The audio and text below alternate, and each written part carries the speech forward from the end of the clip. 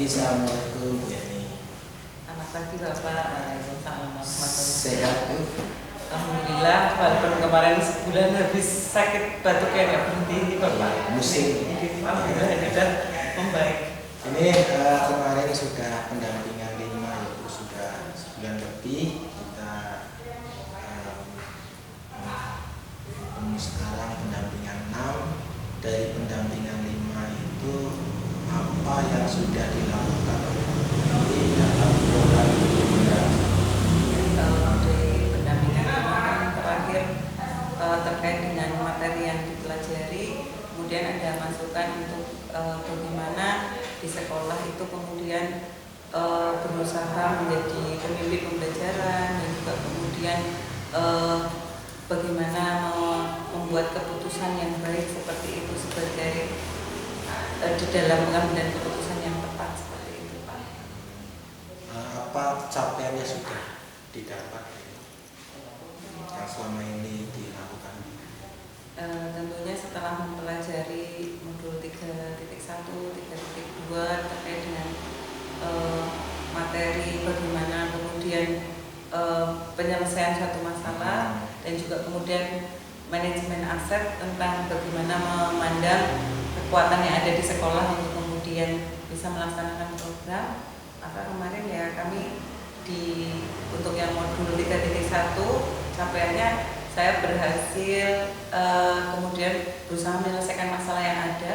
Yang saat itu saya ambil permasalahannya adalah terkait dengan siswa yang setelah masa pandemi terus kemudian masuk sekolah, anak-anak kemudian karena ketergantungan HP sehingga mengalami permasalahan konsentrasi dan juga ketika ada tugas itu kurang bisa bertanggung jawab gitu nih Bapak, karena mungkin di rumah sibuk masih terlalu banyak HP. Saya mengadakan pertanyaan kecil itu memang ada yang sampai berapa jam seperti itu main HP-nya, dan itu berusaha untuk mengembalikan konsentrasi anak. Maka dengan berbagai pertimbangan akhirnya saya mengambil keputusan untuk mengaktifkan peserta didik dengan menggunakan, setelah itu saya menggunakan Pegatapon Bapak, tepung, game, dan peta konsep seperti itu. Sementara untuk manajemen sumber daya terkait dengan program yang dilaksanakan di sekolah, kemarin yang dilaksanakan adalah terkait dengan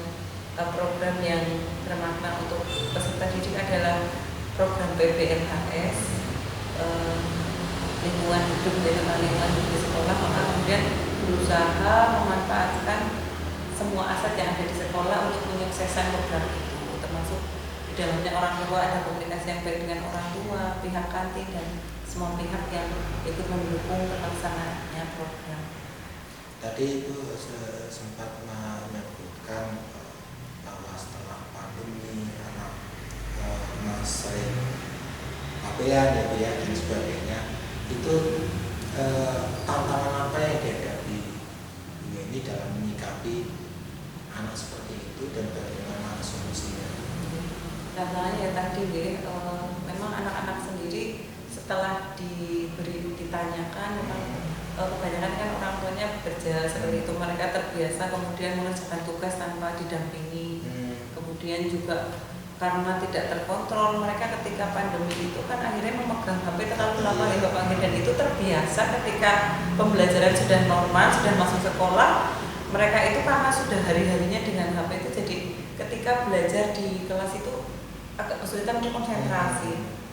Belum kemampuan saya ngajar kelas 7 ya Pak, di SD itu kan berarti otomatis dari tahun 2020 mereka online game, maka kemampuan kecakapan anak bagaimana berdiskusi, bekerja sama itu juga sangat kurang. Jadi bagaimana caranya ketika di kelas itu mengaktifkan siswa, mereka berdiskusi juga, presentasi seperti apa yang baik itu benar-benar memang dari nol, karena di SD-nya belum ada. Jadi tantangannya itu.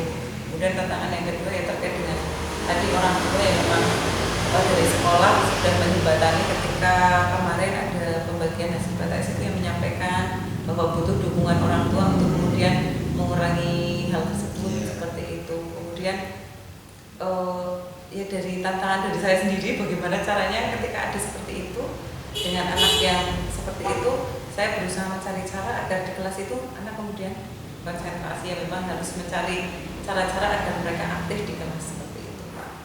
Terus progres yang berjalan selama ini apakah sesuai dengan ekspektasi Bu?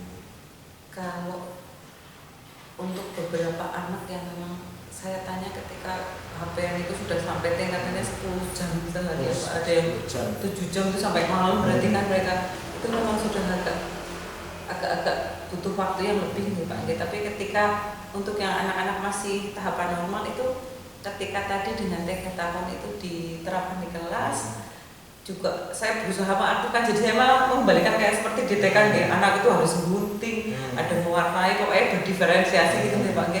Maka kemudian ya apa ya, menurut saya sih sudah sangat-sangat progresnya bagus ketimbang di awal masuk yang mereka masih sangat sulit untuk diajak di kelas itu untuk bisa aktif seperti itu. Terus berkaitan dengan tadi program yang Ibu sampaikan, setelah berjalan gitu, apa pandangan dari rekan sejawat ataupun siswa dalam menyikapi yang Ibu jalankan tadi? Untuk PPLHS tentunya itu tidak dijalankan oleh saya sendiri ya Pak, karena itu program cakupannya sekolah yang butuh tim, dan saya kebetulan di tim itu sebagai wakil ketua, dan ada tim adiwiyata di sekolah itu yang kemudian menghandle program itu. Dalam perjalanannya memang di awal sendiri untuk tim juga mungkin ada yang tidak mendukung ya, mungkin malah nambahin gawean gitu deh. Jadi pendapatan koperasinya berkurang karena untuk yang makanan banyak plastiknya, terus pewarna dan lainnya tidak boleh dibatasi kan memang dipakai. Tetapi seiring berjalannya waktu kemudian kami bisa kemudian berusaha untuk apa ya, merangkul warga sekolah dengan sosialisasi, memberitahu bahwa ini memang untuk kebaikan seperti itu, kebaikan untuk lingkungan yang lebih baik, dan juga anak-anak ke depan menjadi generasi penerus yang lebih peduli lingkungan. Ya maka akhirnya walaupun di awal-awal mungkin ada yang kurang mendukung seperti itu, tapi seiring dengan berjalannya waktu, dengan melihat perkembangan yang ada, maka itu kemudian alhamdulillah sudah bisa berjalan dengan baik. Dan kemarin kami mengajukan diri untuk menjadi sekolah adiwiyata mandiri, dan itu juga didukung oleh teman-teman seperti itu, dan wali murid pun mendukung program-program yang ke arah sana, misalnya membawa pupuk, menanam tanaman seperti itu, atau kemudian terkait dengan program sekolah juga ada program untuk mengurangi jajan di jajan yang tidak baik. Di hari Jumat itu kita ada program makan buah Bapak, untuk anak-anak membawa buah dimakan di kelas di pagi hari. Kemudian di hari Sabtu itu ada gemari, gerakan makan ikan dan sayur. Anak-anak kemudian diajarkan untuk membawa nasi, sayur, dan ikan untuk bisa dimakan bersama-sama di sekolah, yang itu tentunya diharapkan bisa meningkatkan kedekatan dan juga ya tadi untuk menyukseskan program tadi seperti itu. Itu berarti buah yang dibawa anak-anak nanti dimakan oleh anak tersebut. Makannya di kelas, di kelas jam istirahat. Bukan, di jam awal pagi itu kan ada jam pembiasaan Bapak. Di sekolah kami ada pembiasaan. Kalau hari Jumat itu ada pembiasaan bersama wali kelas. Iya, ada literasi. Kalau yang hari Jumat itu selain literasi ada juga yang bersama wali kelas nanti bersama-sama tadi makan bersama, terus kemudian ada kerja bakti kelas setiap Jumat, ada arahan dari wali kelas, dan juga kadang ada literasinya itu siraman rohani yang nanti bergiliran seperti itu. Jadi itu berarti sudah berjalan ya? Sudah berjalan Bapak. Ini cuma yang tadi makan ikan, dan tadinya kan dulu sudah ada makan sayur. Di program ini saya kemarin mengusulkan untuk ada tambahan ikan, karena kan itu kearifan lokal Cilacap, dan juga ada program pemerintahan gemari makan ikan itu juga berusaha memasukkan program itu di sekolah kami seperti itu. Berarti sudah berjalan praktek baik itu. Terus apa yang menjadi motivasi Ibu untuk bagaimana supaya di SMP itu bisa menjadi kebiasaan seperti apa? Tentunya di awal ketika dulu kan memang program itu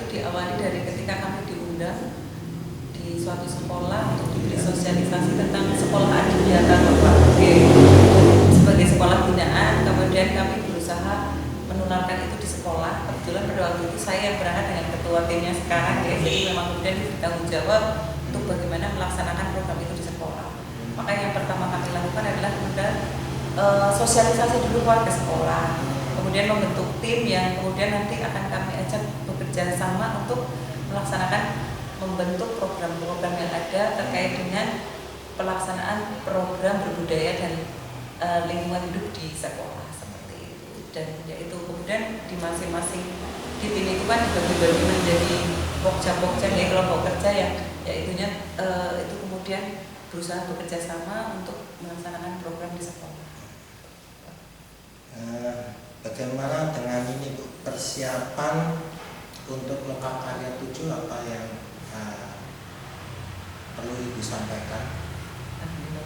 Untuk Lokakarya 7 ya terkait dengan tugas yang memang kami siapkan kan memang kemarin kami nanti di sana ada yang panen raya ya Pak, kami disuruh menampilkan apa yang sudah dihasilkan ketika praktik baik di sekolah.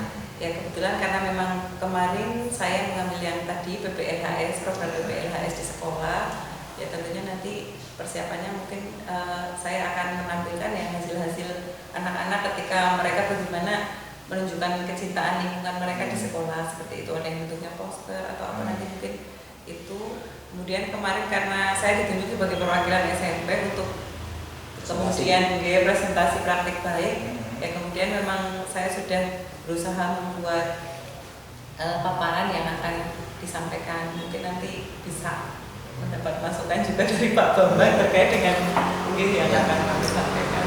Ya, tadi Ibu sudah menyampaikan apa namanya praktek baik ya dari anak-anak, tapi tadi ada yang belum tentang sampahnya. Sampah itu Tadi kan pengelolaan dia, tapi sampahnya bagaimana? Sampahnya di awal sampah itu karena anak didik kami sangat banyak ya Bapak, ada 600 lebih. Sampahnya banyak sekali, pada waktu itu masih sampah plastik karena di kantin jajannya itu banyak kan ada minuman pakai plastik dan segala macam pakai plastik. Tapi setelah adanya program PPLHS di sekolah, sampah plastik sangat berkurang di sekolah kami. Dengan cara apa? Yang pertama, anak-anak diwajibkan membawa tempat minum sendiri Bapak dari sekolah. Kemudian yang kedua, kami juga membuat MOU dengan kantin. Kantin itu tidak boleh menjual makanan yang memakai bungkus plastik. Jadi yang disediakan di kantin itu juga pakai piring. Kemudian ada gelas plastik yang disediakan yaitu bisa dipakai ulang Bapak. Jadi memang sangat-sangat mengurangi sampah plastik. Kemudian kantin juga berkewajiban membersihkan sampah yang ada di sekitar mereka. Jadi ketika kantin itu harus bersih. Dan anak-anak sudah terbiasa Bapak kalau ke kantin itu ya itu pakai piring, anak bawa gelas juga untuk bawa minumnya. Jadi itu sudah pemandangan yang biasa. Di awal-awal untuk melaksanakan program itu sangatlah susah gitu. Jadi memang perlu bertahap dan ya berkesinambungan, dan alhamdulillah untuk saat ini sudah menjadi kebiasaan di sekolah kami. Kalau ada pedagang luar ya gimana? Pedagang luar itu ditutup Bapak, jadi kita hanya menyediakan untuk pedagang kantin, gerbang itu ditutup, pedagang tidak boleh masuk seperti itu. Jadi itu sangat-sangat membantu untuk menjaga kebersihan, mengurangi sampah di sekolah kami. Berarti sudah ada ini aturan ya? Untuk membawa tempat makan sendiri, tempat minum sendiri, dan di kelas-kelas itu diusahakan ada air isi ulang yang anak-anak bisa ketika minumnya habis juga isi ulang gitu, dan itu diusahakan oleh POT, pengurus orang tua, paguyuban orang tua yang itu sudah kerjasama dengan kami. Jadi anak-anak itu kemudian memang sukarela untuk menyediakan air isi ulang, karena kalau dari sekolah semua kan tidak bisa maka itu termasuk tadi berbasis aset bahwa kami bekerja sama dengan orang tua juga sebagai pendukung program. Berarti apa yang dipraktekkan Ibu berarti anak-anak tidak keluar sekolah? Tidak, selama dari pagi sampai pulang anak-anak di dalam sekolah, kecuali ya Pak, mungkin pelajaran olahraga anak harus lari ke lapangan seperti itu. Tapi selama ini karena susah Pak, kalau gerbang terbuka itu pasti jajan di luar ya, nanti plastik bisa masuk lagi dari luar seperti itu. Jadi memang untuk berhasilnya program ini memang perlu seperti itu, dan itu menjaga anak juga agar tidak keluar lingkungan yang itu mungkin malah membahayakan atau ada efek negatif yang bisa itu terjadi. menjadi pembiasaan Sudah memang di sekolah kami mudah-mudahan praktek baik yang dilaksanakan di SMP Ibu bisa memberi contoh sama yang lain bahwa bagaimana untuk meminimalisasi sampah ya, terus juga peran orang tua terhadap sekolahan benar-benar diberdayakan, dan nanti praktek baik ini mudah-mudahan bisa bermanfaat buat sekolahan dan lingkungan ya, apalagi mungkin bisa menjadi contoh ya Bu. Ternyata anak-anak juga pembiasaan baik, terus juga menghindari sampah ya Bu ya. Terima kasih Bu. Semoga